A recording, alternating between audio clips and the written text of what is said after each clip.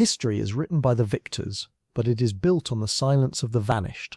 For every famous name etched in stone, there are thousands, millions whose lives dissolved into dust, floodwater, fire, or bureaucratic oblivion, leaving behind no grave, no census entry, no photograph, not even a name. They were not martyrs or rebels. They were farmers, weavers, street vendors, mothers, schoolchildren. Ordinary souls whose only crime was being in the wrong place when the world cracked open.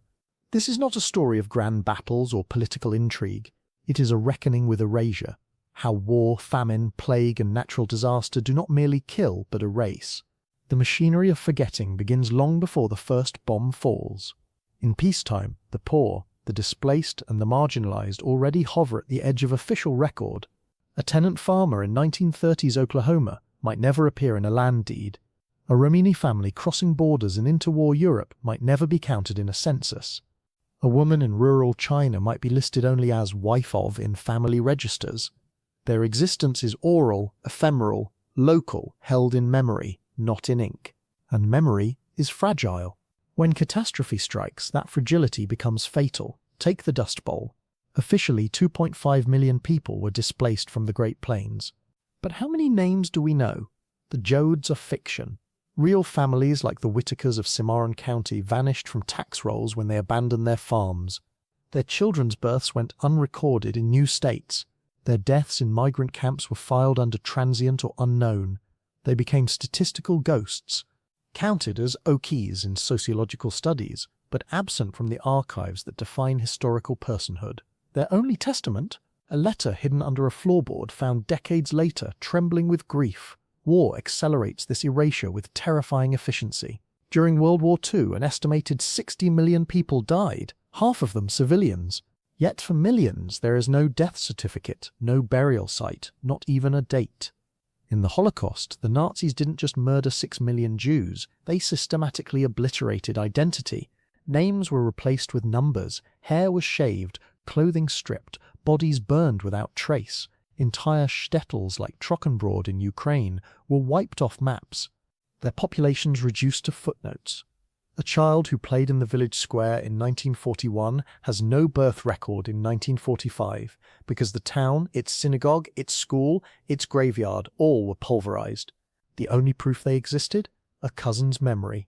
A photograph tucked in a refugee's coat. A line in a hidden diary. Leah still laughs at my jokes. The same pattern repeats across every war. In the Soviet Union, Stalin's purges of the 1930s erased not just lives, but historical presence. Photographs were doctored to remove the condemned. Family trees were rewritten. Children of enemies of the state were given new names in orphanages. One woman, Anna Mikhailova, spent 40 years searching for her father, executed in 1937. She finally found his name, not in a government archive, but scratched into the wall of a prison cell during a 1990s excavation. The state had tried to make him never exist, but his fingernails left a mark. Even in victorious nations, ordinary people vanish.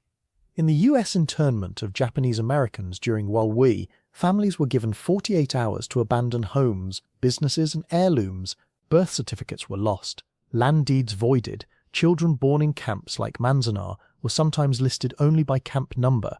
Decades later, descendants struggle to prove lineage for reparations, not because their ancestors didn't exist, but because paper trails were severed. One woman, now in her 80s, keeps her mother's 1942 high school diploma, the only document proving her family lived in Los Angeles before the war. Without this, she says, we're just ghosts who claim to be American. Disaster works similarly, not through malice, but through overwhelm. When the 1931 China floods killed up to 4 million, mass graves were dug by the thousands. No names were recorded. Bodies washed downstream, never recovered. Survivors fled, changing names to escape stigma or bandits. Entire villages simply ceased to be. In the 2004 Indian Ocean tsunami, over 230,000 died across 14 countries. In Aceh, Indonesia, so many were lost that communities began memorializing the missing with empty graves, headstones bearing only unknown child or woman of village X. One aid worker described sorting through waterlogged ID cards, trying to match faces to names in a system that had collapsed overnight. Most cards were reburied with the unidentified. Famine follows the same script. During the Irish potato famine, 1845-1852, over 1 million died, but death records were sparse, kept by overburdened priests in parishes where entire congregations vanished. Emigrants boarded coffin ships with no passenger manifests. Those who died at sea were buried without rites, their names lost to the Atlantic. A descendant in Boston recently discovered her great-great-grandmother's name, not in Ellis Island logs but in a Belfast poorhouse ledger, listed as Mary Kay, destitute, departed for America, March 1849. That single line is all that remains of a woman who crossed an ocean hoping to survive. Why does this matter? Because to be unrecorded is to be unreal, in law, in history, in memory. Governments use absence as proof of non-existence. No record found becomes never existed.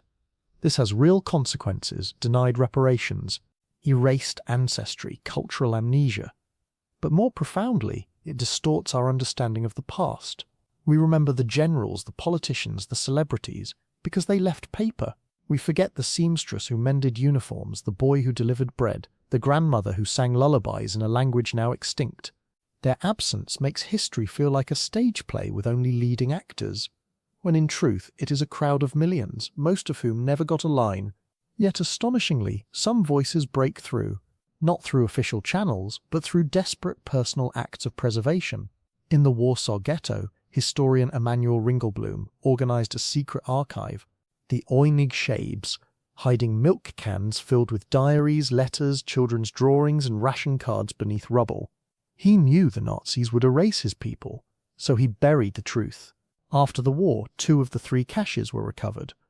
Among them, a note from a 12-year-old girl: "I am cold, but I wrote my name on the wall, so someone will know I was here." Her name? Rachela A. The last initial is all we have. But because of that note, she is not nothing. In Rwanda, after the 1994 genocide, survivors returned to homes looted and burned. One woman, Marie, found her family Bible buried under ash. Inside, her daughter's birth announcement, written in neat script: Claire, born April 2nd, 1987. Eyes like the sky, Claire had been killed at age 7. That announcement is now displayed in the Kigali Genocide Memorial, not as evidence but as resistance against erasure. Sometimes the act of writing itself is the rebellion. In the Bosnian War, during the siege of Sarajevo, civilians risked sniper fire to mail letters. One man, Zoran, wrote daily to his sister in Zagreb: "The bakery is gone, but I found daisies growing in the shell crater. I pressed one for you." He was killed by a mortar in 1993. His sister received the letter 2 months later, the daisy still tucked inside. Now brown and brittle, she donated it to the Sarajevo War Archive. It sits in a glass case labelled "Ordinary Beauty, Extraordinary Times." These fragments, letters, pressed flowers, scribbled names, are not just relics. They are acts of defiance. They say, "You tried to make me disappear, but I existed, and I bear witness." Modern technology offers new tools, but also new risks. Digital records can be backed up, but they can also be deleted with a keystroke. In Syria, as cities fell to civil war, families lost not just homes, but cloud-stored photos, digital birth certificates, social media histories, the modern paper trail. A refugee in Berlin now carries her children's entire identity on a single USB drive: birth scans, school reports, vaccination records. "If I lose this," she says, "how will they prove they are who they say they are?" Meanwhile, historians race to recover what remains. In 2019, researchers in Ukraine unearthed a mass grave from the 1932-33 Holodomor famine. Among the bones, a child's notebook. Its pages fused by moisture but still legible. "My name is Petro. I am 9. I am hungry." That notebook is now a national treasure, not because it changes the death toll, but because it restores a face to the number. The great irony is this: the more catastrophic the event, the less individual lives are recorded. Systems collapse, priorities shift, survival trumps documentation, and so the ordinary are reduced to aggregates: 200,000 dead in Hiroshima. But behind that number are Keiko, who wrote of persimmon trees; Toshiro, who saved his daughter's hair ribbon; Akiko, who baked one last rice cake before the flash. Their names are mostly lost, but their humanity is not, if we choose to look. So how do we remember those the world forgot? We listen to the whispers in the archives, we honor the fragments, we say their partial names aloud, Mary K., Rachela A., Petro. We visit empty graves, we read the letters never mailed. We understand that history is not just what was written, but what was nearly lost. In the end, erasure is not inevitable. It is a choice by states that refuse to document, by societies that value only the powerful, by time that favors stone over paper. But memory is also a choice, and every time we read a rescued letter, light a candle for an unknown child, or trace a name on a memorial wall, we undo a piece of the forgetting. The millions are gone, but they are not gone from us if we refuse to let them be. Their silence is not absence, it is a call, and as long as we answer it, they remain.